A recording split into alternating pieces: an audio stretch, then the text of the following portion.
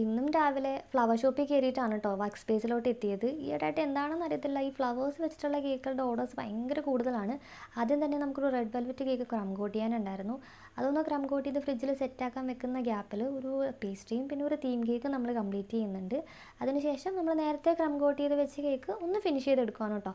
Reference ഒക്കെ അയച്ചു തന്നിട്ടുണ്ടായിരുന്നു. ഒരു കോളേജിലേക്ക് വേണ്ടിയിട്ടുള്ള ഓർഡർ ആയിരുന്നു കേട്ടോ. മാക്സിമം അതേപോലെ ചെയ്യാൻ നോക്കിയിട്ടുണ്ട്. നമ്മൾ റെഫറൻസിൽ പോലെ എക്സാക്റ്റ് കോപ്പി അല്ല ചെയ്തത്, നമുക്ക് ചെയ്യാൻ പറ്റുന്ന രീതിയിൽ അത് കംപ്ലീറ്റ് ചെയ്തു.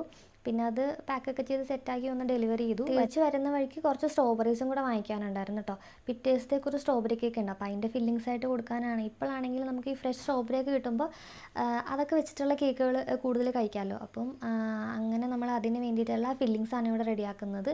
അതൊന്ന് ചൂടാറാൻ വെക്കുന്ന ആ ഒരു ഗ്യാപ്പിൽ നമുക്കൊരു milky nut cake crumb coat ചെയ്യാനുണ്ടായിരുന്നു.